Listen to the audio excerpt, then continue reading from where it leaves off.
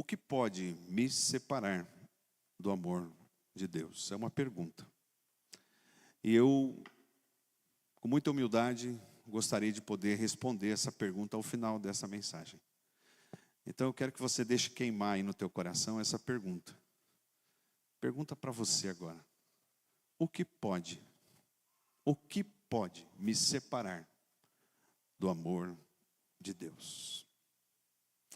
Vamos ler alguns textos. Primeiro, livro de Êxodo. Êxodo, capítulo 26.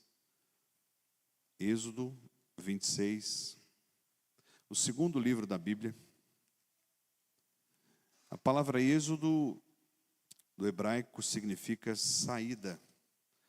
E o livro de Êxodo, em especial, ele conta, entre várias outras coisas, sobre a saída do povo de Deus do cativeiro.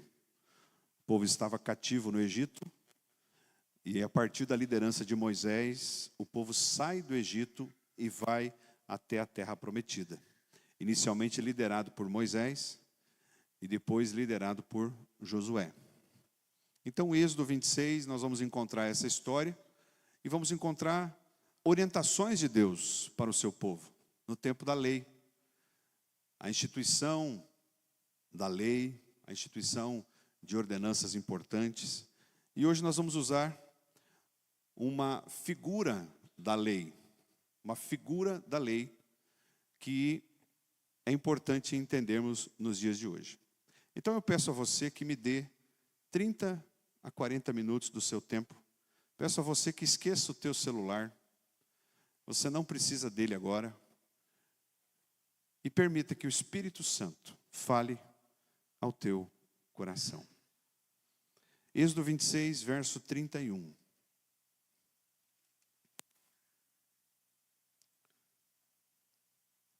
Êxodo 26, 31 a 33. Faça um véu de linho fino, trançado, e de fios de tecido azul, roxo e vermelho, e mande bordar nele querubins. Pendure-o com ganchos de ouro em 4 colunas de madeira de acácia, revestidas de ouro e fincadas em 4 bases de prata. Pendure o véu pelos colchetes e coloque atrás do véu a arca da aliança. O véu separará o lugar santo do lugar santíssimo. Amém? Feche teus olhos um pouquinho. Pai, em nome de Jesus, esta é a tua palavra, viva e eficaz. E agora, Pai, entregamos nossa mente, nosso coração, nosso entendimento. E só o teu Espírito Santo tem poder de nos ensinar agora. Em nome de Jesus. Amém. Irmãos,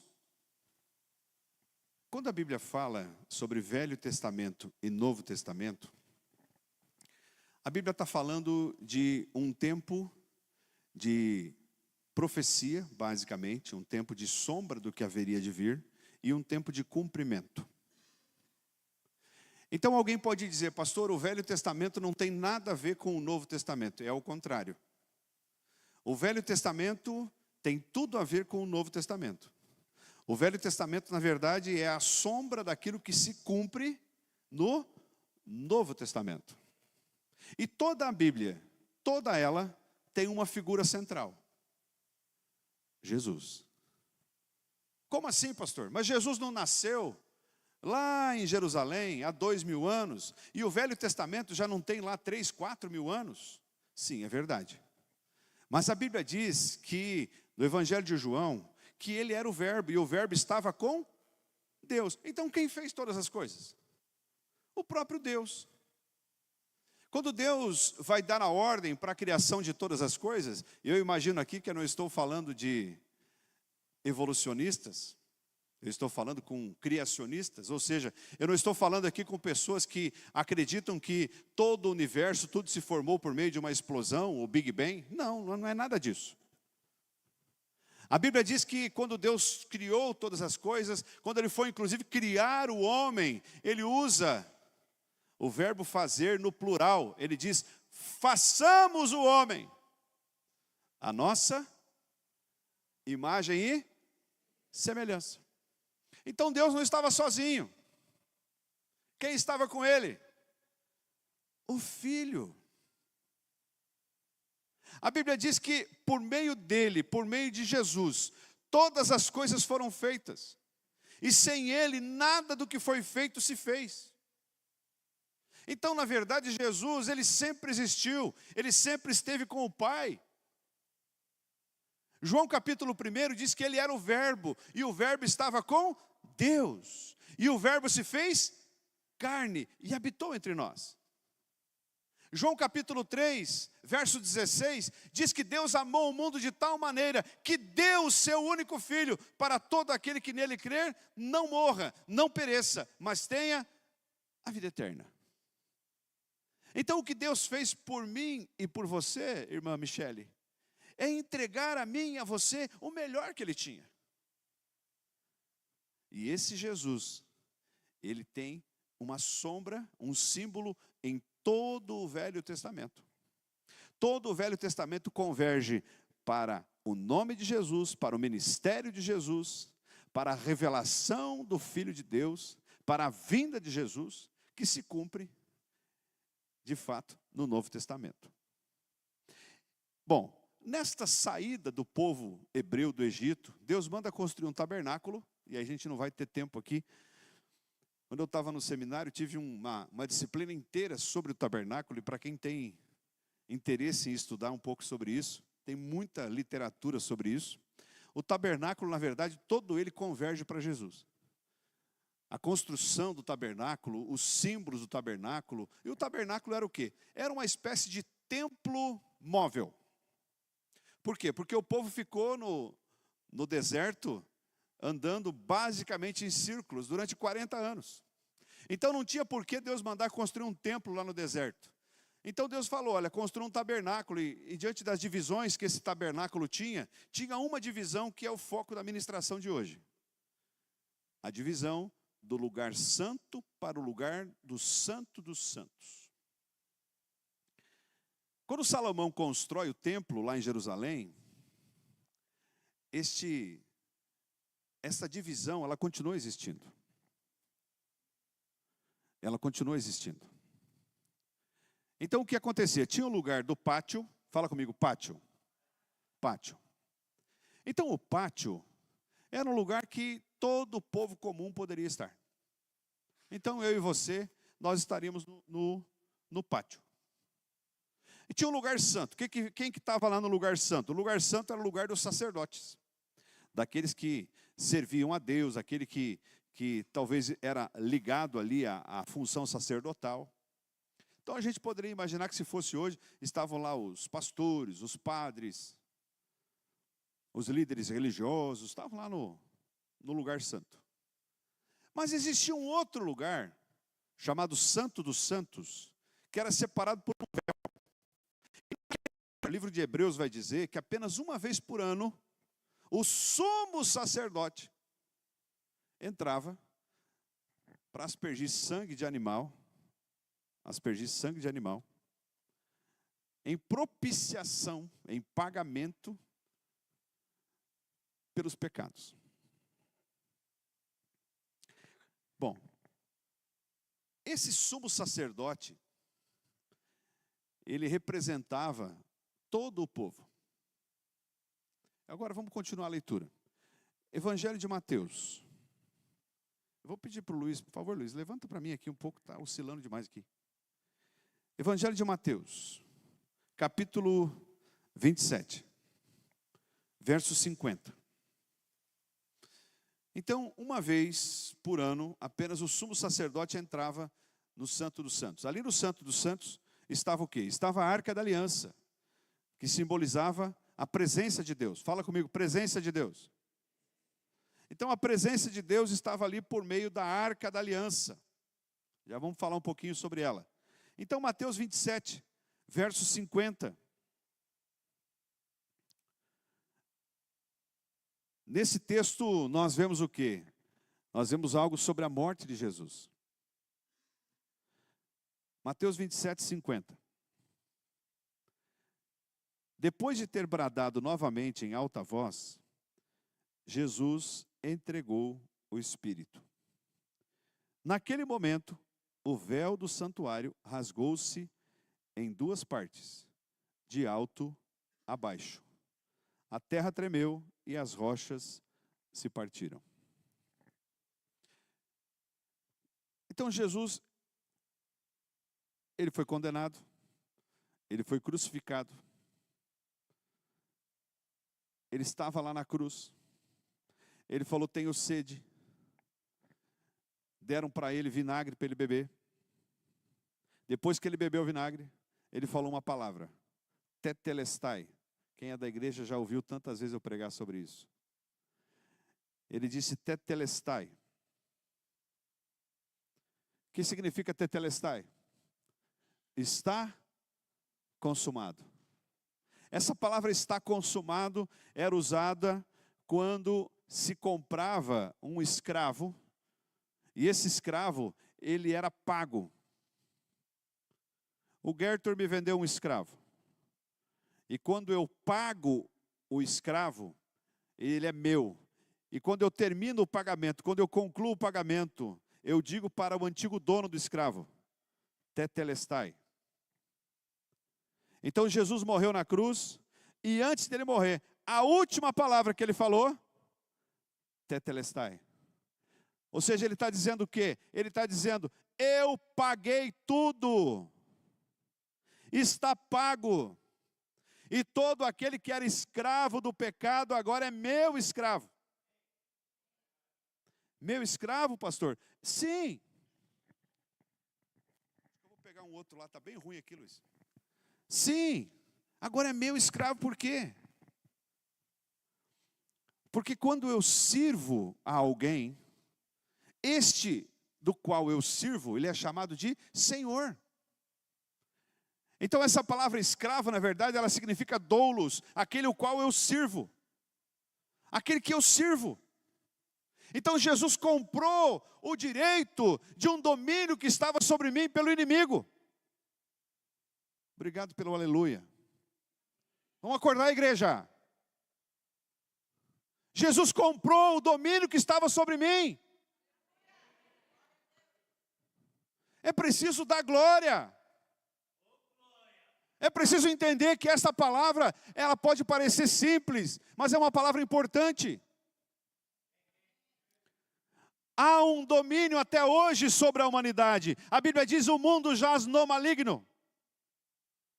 E aquele símbolo do tabernáculo, aquele véu, quando Jesus morre na cruz, o que acontece com ele? Ele não rasga de baixo para cima, ele rasga de cima para baixo. Deus veio e diz assim: eu estou inaugurando um novo e vivo caminho. Eu estou dando a vocês a possibilidade de voltarem para mim.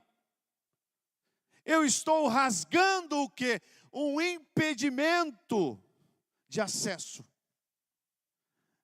Isso é graça. Isso é graça, isso não é lei, isso é graça. Aquele tabernáculo simbolizava o quê? Simbolizava a religião, a lei. Quem que poderia entrar lá no Santo dos Santos só uma vez por ano? Quem? O sumo sacerdote. O domínio da religião. O domínio da religião é rasgado a partir da morte de Jesus. Quem aproxima você do Pai hoje não é mais a religião. Quem aproxima você do Pai hoje não é o pastor. O papel do pastor é vir aqui e pregar esta palavra para você. O véu, a separação na religião, ela não existe mais. Você tem acesso livre. Fala comigo, acesso livre. Você tem acesso livre ao Pai. E esse acesso livre, ele não foi conquistado por qualquer coisa. Esse acesso, ele não foi conquistado por coisas vãs, por dinheiro, por joias, por fama. Ele foi conquistado por sangue, e não foi conquistado por qualquer sangue, o sangue do Filho de Deus. É por isso que Jesus, quando morre, ele fala: está consumado, está pago. É por isso que o que acontece lá em Jerusalém, daquele véu se rasgar de cima a baixo, não é coincidência, não é um vendaval, não foi traça que roeu, não. Foi o Pai que disse: filhos, eu estou reinaugurando um acesso. O homem não foi feito para viver longe do Pai. A Bíblia diz que quando Deus fez o homem, Ele o colocou no jardim para o cultivar e o guardar. E quem estava com ele todos os dias? Deus, o Pai. E o que o homem fez com essa intimidade? Jogou fora. Mas Deus amou o mundo, amou eu e você. Fala comigo, eu e você. De tal maneira que deu o seu único filho para todo aquele que nele crer, não, mas tem a vida. Você entende que Deus estipulou o maior de todos os preços? Deus nos comprou de volta. E por Ele ser justo, Ele mesmo estipulou o preço. E o preço foi o sangue do próprio Filho. Não pense você que os pregos não transpassaram as mãos e os pés de Jesus. Não pense vocês que Deus mandou um anjo lá aplicar uma anestesia em Jesus. Não. Não pense vocês que Jesus não teve uma das piores mortes que alguém pode ter. Não pense. Ele comprou a minha e a sua liberdade de volta com o sangue dele. E ele rasga todo o impedimento, principalmente o impedimento do pecado, que estava sobre nós. Ele rasga e ele diz assim: existe um sangue que nos lava e nos purifica de todo o pecado.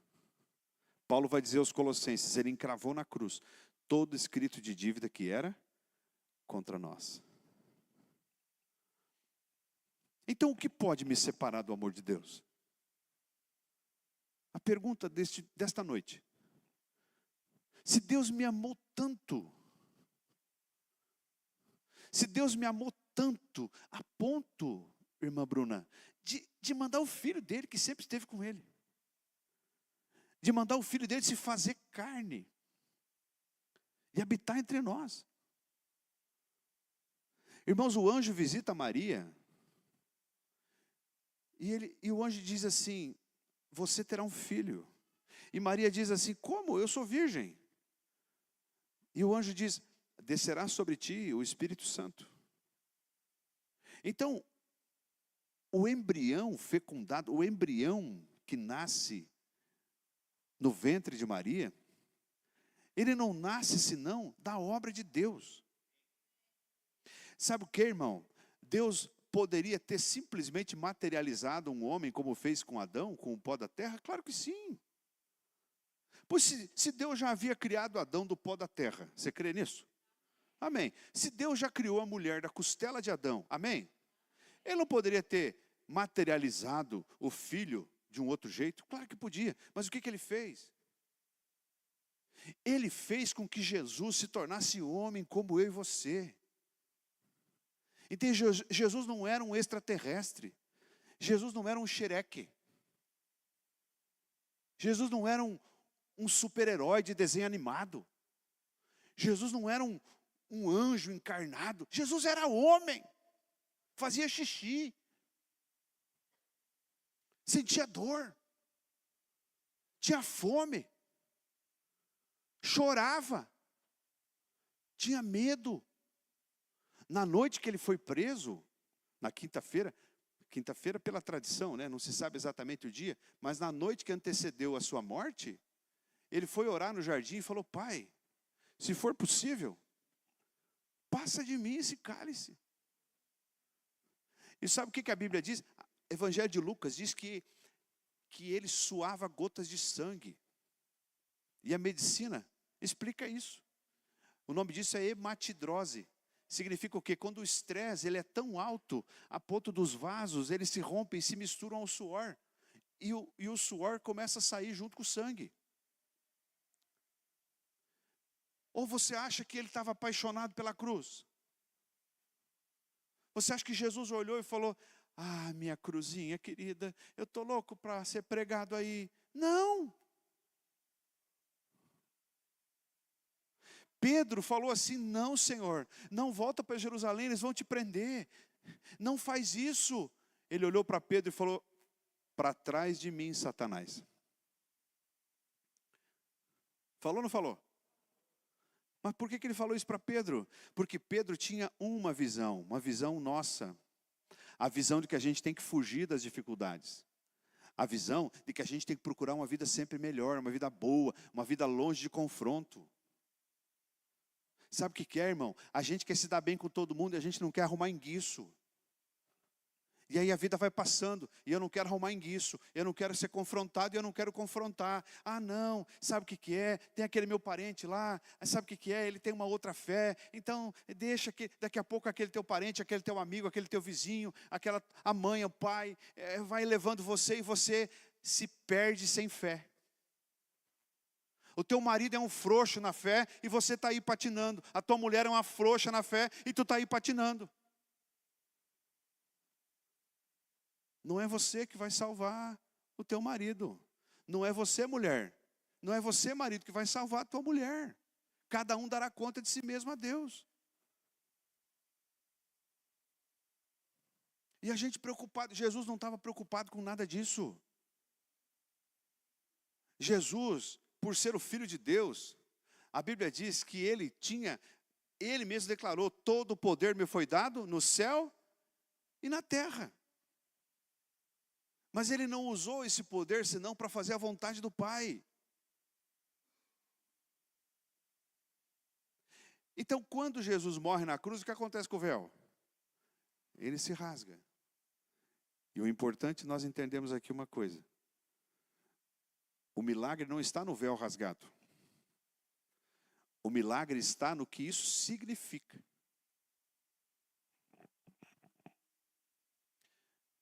Você, na tua casa, no teu quarto, fecha a porta.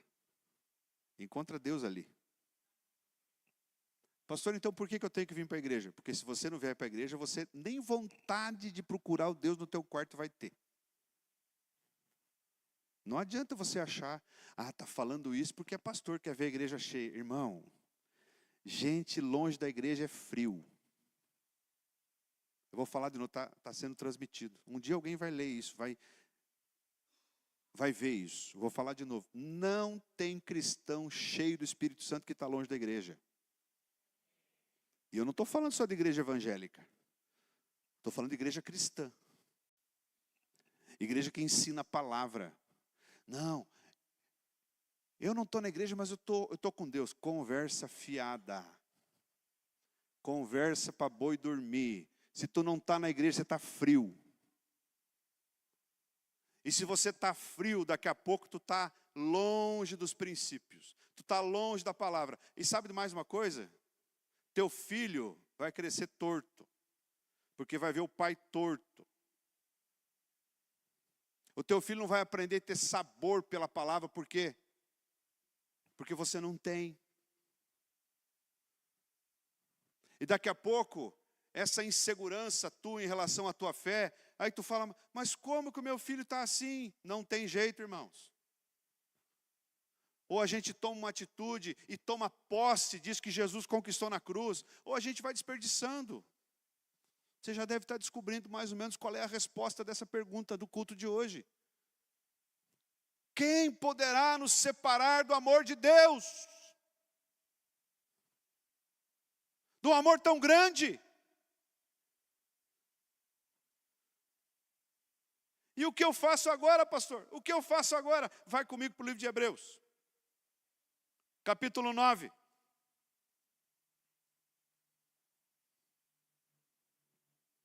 Obrigado pelo aleluia, glória a Deus, amém.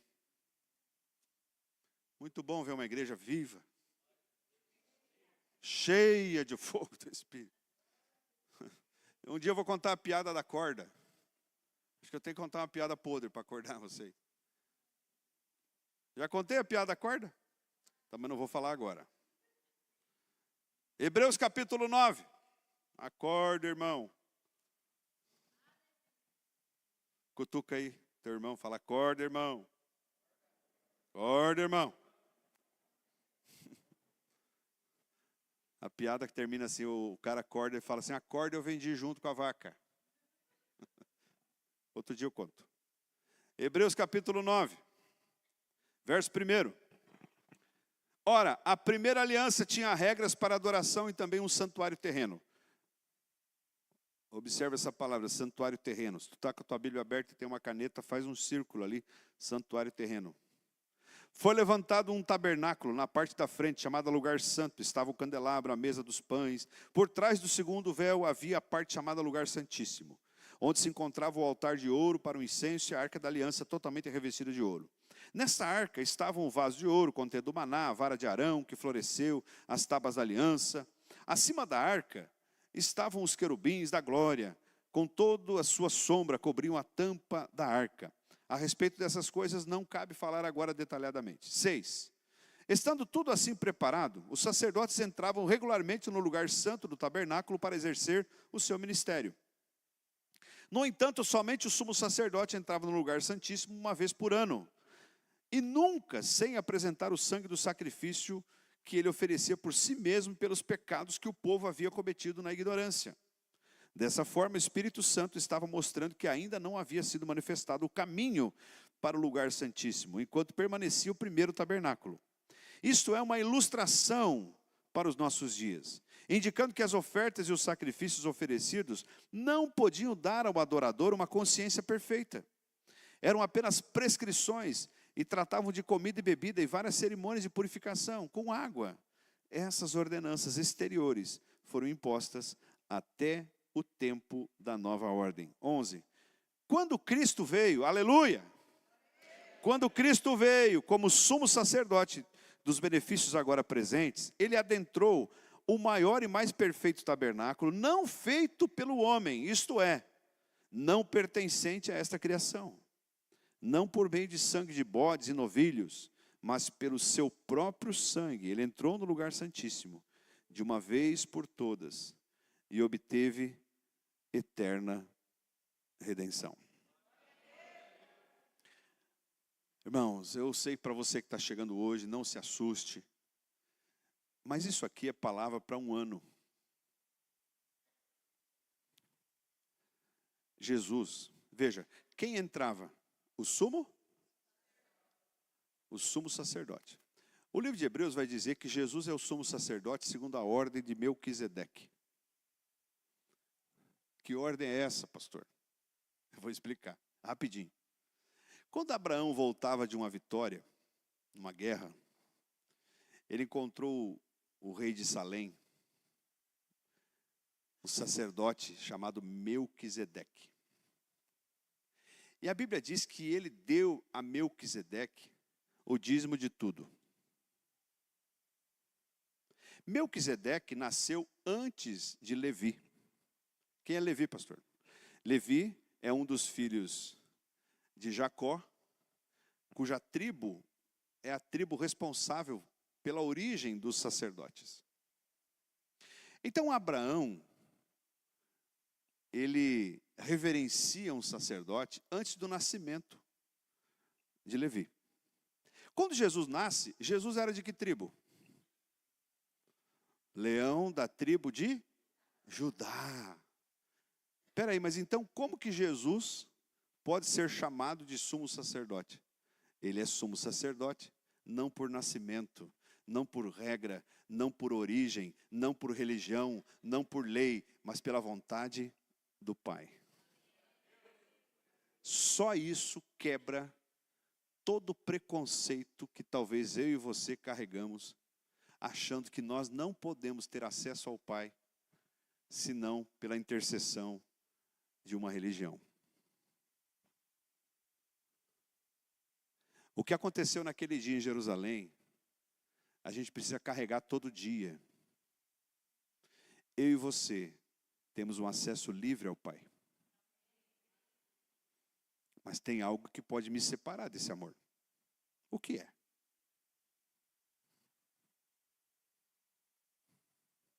Hebreus capítulo 10.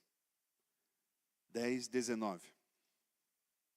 Portanto, irmãos, temos plena confiança para entrar no lugar santíssimo pelo sangue de Jesus, por um novo e vivo caminho que Ele nos abriu por meio do véu, isto é, do seu corpo.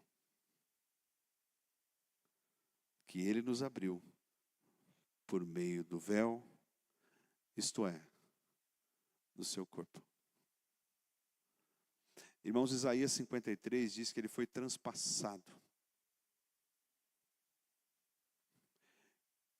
Quando se aproximaram de Jesus na cruz e quebraram as pernas do que estava de um lado, do que estava do outro, aí iam quebrar as pernas de Jesus e disseram, não vamos quebrar as pernas dele porque ele já está morto.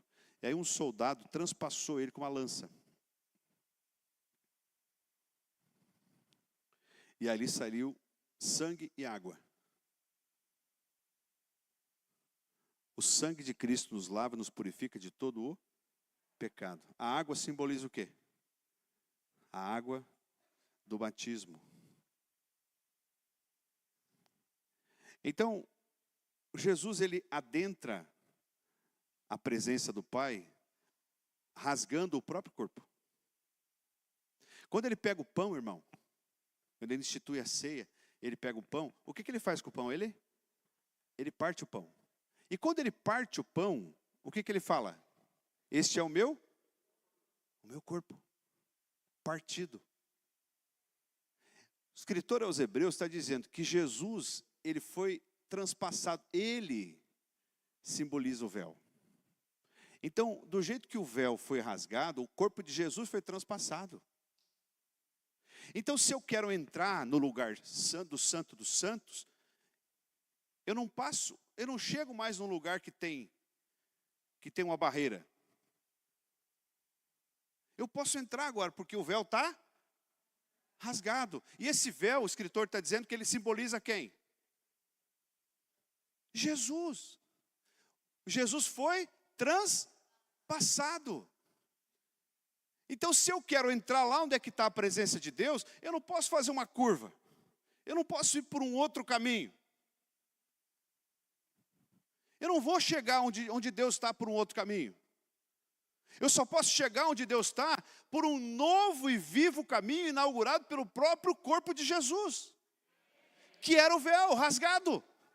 Este é o meu corpo, que é rasgado. Você entende isso? Irmãos, o que pode me separar do amor de Deus? O que pode me separar do amor de Deus? Deus preparou tudo. Deus constituiu tudo. Deus pensou em tudo. Deus propiciou o pagamento de tudo.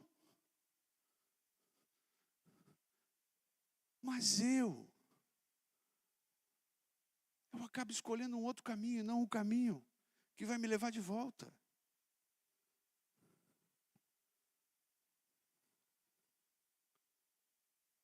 O novo e vivo caminho, inaugurado na cruz, é o nome de Jesus.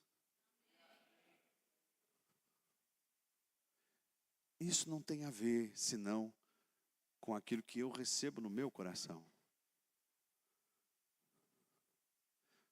Sabe, irmãos, uma das estratégias de Satanás, e para vocês que caminham com a gente, sabe que a gente evita falar desse nome aqui, mas às vezes a gente tem que falar para desnudar, para escancarar a estratégia do inimigo. Uma das estratégias de Satanás para tirar as pessoas da presença de Deus é colocar no coração delas um sentimento de que elas podem fazer.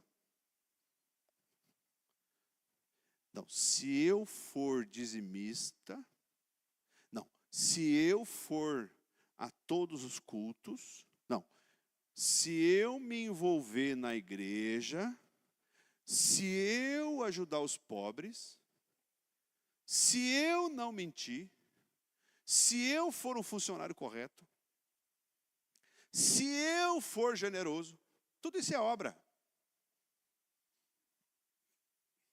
E a Bíblia vai dizer que não é por obras, para que ninguém se glorie. Porque se fosse por obras, irmão, Jesus não precisava ter morrido. Por que Jesus ia morrer na cruz se eu pudesse ter acesso ao Pai por obras? Mas a Bíblia também diz que a fé sem obras é morta. Então o que acontece? Quando eu aceito a Jesus no meu coração, o meu coração ele começa a se transformar. E aí ele começa a me fazer um homem generoso, ele começa a me fazer um homem bom, ele começa a tirar a mentira dos meus lábios, ele começa a me levar para um lugar onde as pessoas congregam e ensinam a palavra, ele começa a me afastar daquilo que me destrói, ele vai tirando os meus vícios, eu já não gosto mais do cheiro de cigarro, eu já não gosto mais do cheiro de cachaça, eu já não quero mais estar com pessoas que começam a falar palavrão, e isso tudo por quê? Porque o Espírito Santo ele está me convencendo de que aquilo não é mais para mim. Mas isso é o quê? É consequência do novo nascimento. Então quem pode me afastar de tudo isso? Sabe, irmãos, quando a gente olha para o filho pródigo, e às vezes eu vou aqui justificar uma atitude que eu tenho na igreja. Quando a gente vai ler Lucas 15 fala de 3 parábolas. O que é uma parábola? Parábola não é um acontecimento, é um sentido figurado de algo. Então fala da moeda perdida, da dracma. Quem está comigo? Amém? A mulher tinha 10, perdeu uma. E ela varreu a casa e procurou, até que encontrou. E quando ela encontrou, ela fez uma festa com os vizinhos. Amém? Fala da ovelha perdida. Aí a ovelha perdida é o seguinte, a ovelha se perdeu. E aí o pastor das ovelhas tinha quantas ovelhas? Tinha 100 ovelhas. E ele deixou as 99 e foi atrás daquela que se perdeu. Mas fala também de um homem que tinha 2 filhos. A pastora pregou aqui na terça. O homem tinha 2 filhos. E um deles ficou em casa. E o outro dele falou o que para o pai? Pai, me dá aqui o que é meu, que eu vou pinar. É assim que fala? Que eu vou partir. Que eu vou deitar o cabelo. No meu caso, não, né? Que eu vou vazar. Obrigado, filha. Né? E o pai falou, não, filho, fica aqui, cara. Tu é tão bom. Tu me ajuda aqui, não. O que o pai fez? Hã? Irmã Deise, o que o pai fez? Ele deu. O que pode me separar do amor de Deus?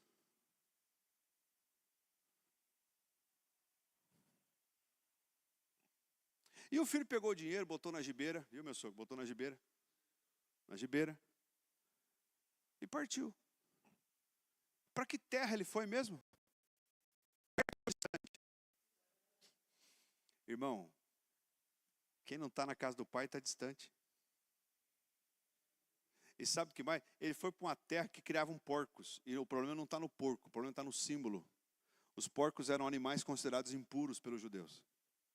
E o judeu era considerado o povo de Deus. Então ele foi viver com um povo que não era o povo de Deus. Entende isso? Irmão, isso remete ao Salmo 1. Feliz o homem que não se assenta na roda dos escarnecedores. Feliz o homem cuja companhia é o povo de Deus. Então o filho fez o quê? O filho foi viver longe da casa do pai. Aí a pergunta que eu faço para você, o pai saiu de casa? Onde é que o pai ficou? O pai ficou em casa. Mas por que o pastor deixou as 99 e foi atrás daquela ovelha que estava lá? Irmão, tem uma diferença aí. Tem ovelha que se desgarra e quer voltar e não consegue. O que o pastor faz? O pastor vai atrás. Bate na porta. Irmão, volta. Volta. Volta. Tem ovelha, irmão, que eu vou lá e carrego no colo.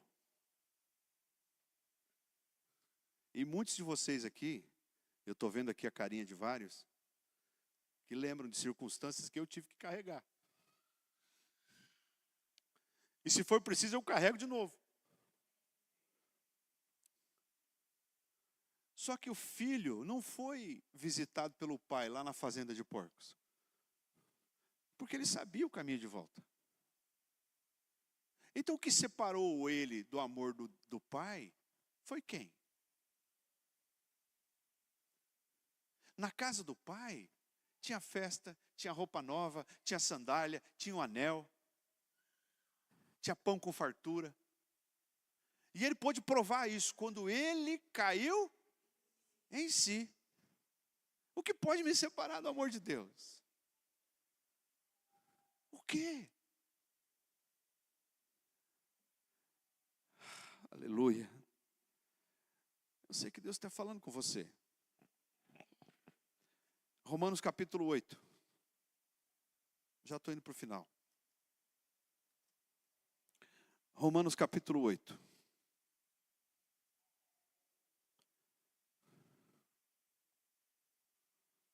Verso 35.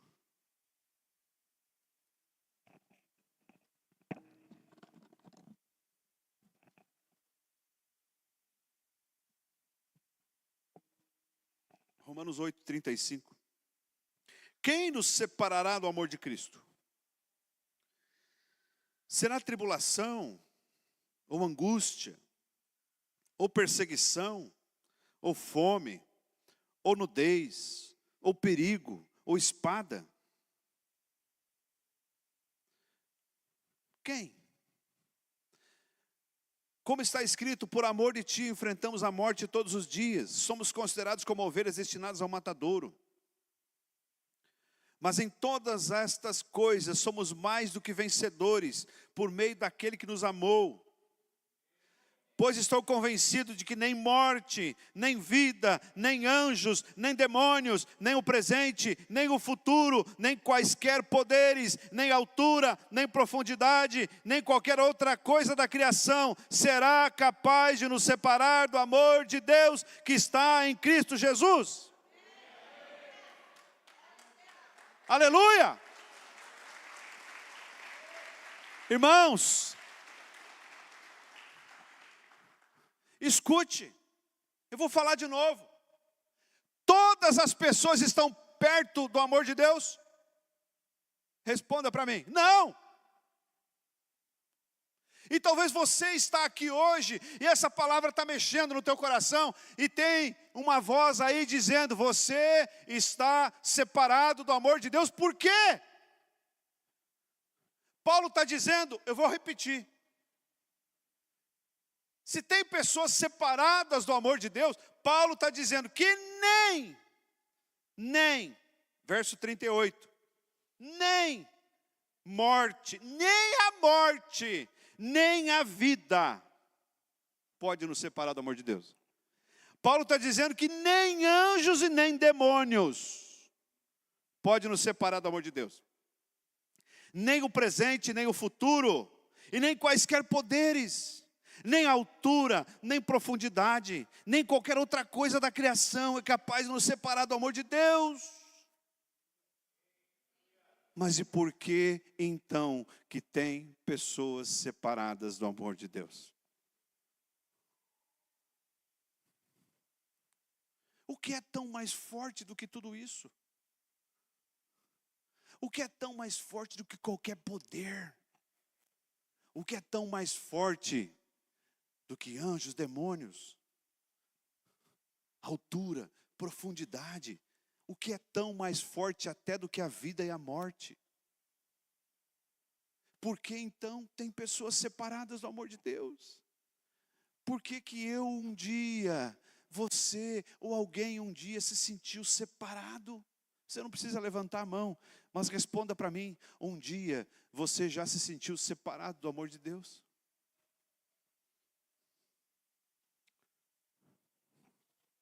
Eu vou concluir. Evandro, se puder vir aqui para a gente concluir. Eu vou concluir. talvez com a resposta que eu posso dar nesta noite. Romanos também, capítulo 14. Jesus, certa vez, sabe, irmãos, que quero só abrir um parênteses de 2 minutos aqui. Aqui na igreja, eu vou falar para você que está aqui no primeiro culto, segundo culto, está vindo a primeira vez hoje. Aqui na igreja, a gente ensina a nossa liderança e que a gente não entra em briga doutrinária. Nós não estamos interessados em sermos atribulacionista, pré-tribulacionista, pós-tribulacionista.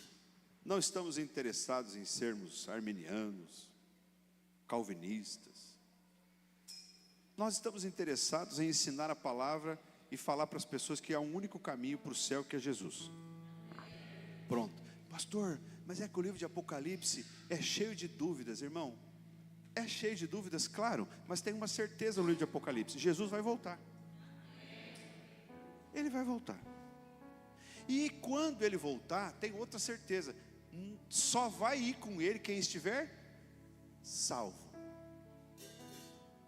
Isso para mim chega. Fala comigo, para mim chega. Não tem que entrar em briga. E uma dessas brigas, desse pessoal que fica brigando na internet, é sobre uma vez salvo, sempre salvo. Tem uma linha teológica cristã que fala assim: uma vez salvo, sempre salvo. Se você perdeu a salvação, porque você nunca tinha. A outra linha fala: não, é o seguinte, você pode hoje estar aqui e amanhã estar ali. Eu quero dizer 2 coisas para você. Aí você talvez vai entender o que eu quero falar sem entrar em briga teológica. O filho pródigo morava onde antes de sair? O que Jesus estava querendo falar o que sobre a casa do pai? Não precisa explicar aqui, né? Ele foi gastar o dinheiro dele com prostituta, de maneira irresponsável. Foi viver no chiqueiro. Ele nem comida tinha. Certamente, José, quando ele volta, ele estava fedendo, sujo, maltrapilho. Os filhos de Deus não são assim.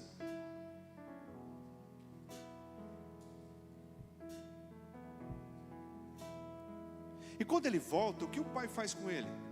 Dá um banho nele, bota uma roupa nova nele, bota um anel no dedo, uma sandália no pé e faz uma. E aí vem a resposta. O filho disse: por mais que o filho mais velho estava motzi, né? Ele fala assim: vamos celebrar, porque esse meu filho estava perdido e foi. Aí vem a outra frase: estava morto e reviveu. Mas antes de ir embora, ele morava onde? Só mora na casa do pai quem está vivo. Não mora na casa do pai, não tem gente morta. Deus amou o mundo de tal maneira que deu seu Filho único para todo aquele que nele crer, não morra, mas tenha vida. Quem está com o pai está vivo. Então ele já estava vivo. E o pai disse: ele estava morto e reviveu. Não confie nessa história.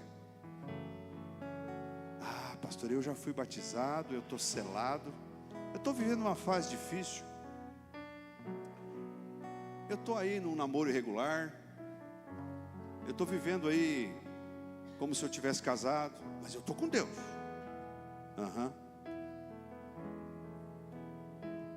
Não, pastor, sabe o que é? Eu conheço a palavra, eu só estou assim, meio fracão agora, mas Deus está aqui, ó.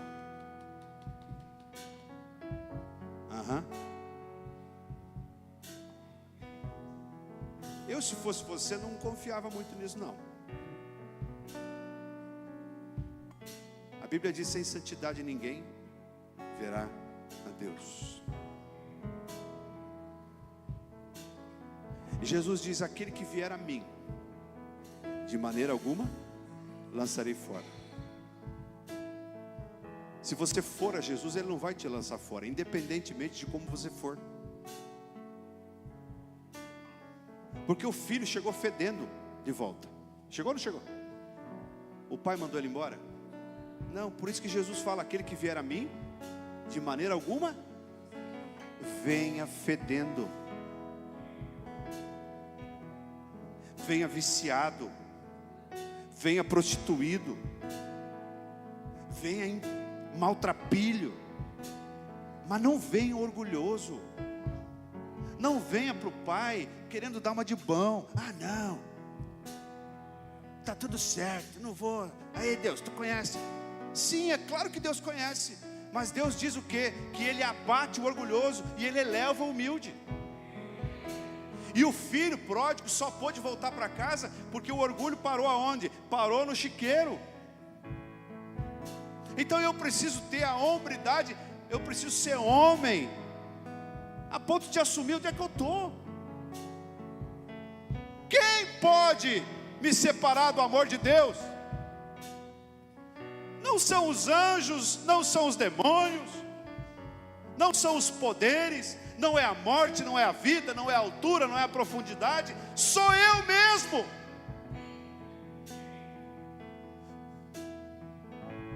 Deus não criou robôs.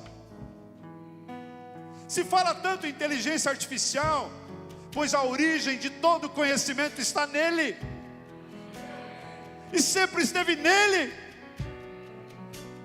Então o que se fala hoje de tecnologia, Deus já tinha, Deus já tem. Deus não criou um robô, Ele criou um homem, uma mulher capaz de decidir o que quer. Para de ser frouxo na tua vida. Para de deixar as pessoas enganarem você. Para de achar que é a tua religião que vai te levar. Para de achar que é a tua sabedoria, teu sobrenome, teu dinheiro. Para de fazer de conta que está tudo bem quando não está. Essa semana nós reunimos a liderança da igreja aqui e eu dei uma palavra para eles, mas muito mais apertada do que essa que vocês estão ouvindo. E para quem que eu estava falando? Eu estava falando para presbíteros, para diáconos, para líderes de ministério. E ali Deus dizia: vocês estão deixando de fazer o que eu mandei vocês fazerem. E por que Deus me deu essa palavra durante a semana para entregar para eles? Porque nós todos estamos fracos. A igreja é o último reduto de princípios. O resto está na lata do lixo. E enquanto a igreja estiver de pé, especialmente no Brasil, é o último reduto que se não se dobra aos poderosos, ao sistema, à política. E nós vamos continuar firmes, porque nada pode nos separar do amor de Deus, senão nós mesmos. Então se nós, eu e você, não tomarmos uma decisão, ninguém poderá tomar por nós. Ninguém poderá. O véu já foi rasgado, o acesso está livre, mas eu tenho que parar de fazer de conta. Quero que você fique de pé.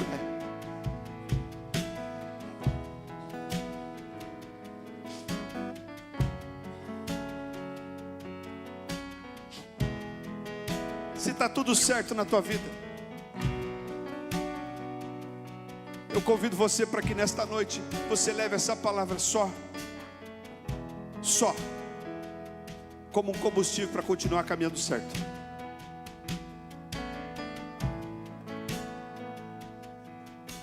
Mas se tem coisa que não está certa,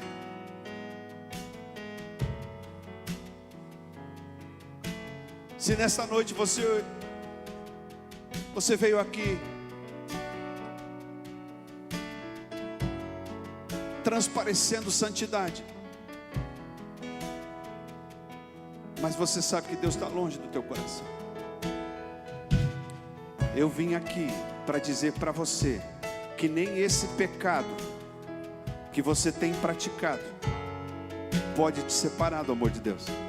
Porque esse pecado que você tem praticado, ele já tem solução. Jesus morreu e o sangue dele lava e me purifica de todo pecado. Então esse pecado que você carrega, que o inimigo fala que você não é digno, ele já está pago. Mas se você não tomar posse disso, Romanos 14, 12. Romanos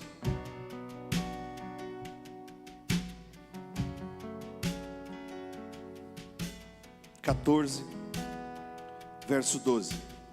Assim, cada um de nós dará conta de si mesmo a Deus. Não é o teu pecado que vai te separar do amor de Deus. É a tua decisão.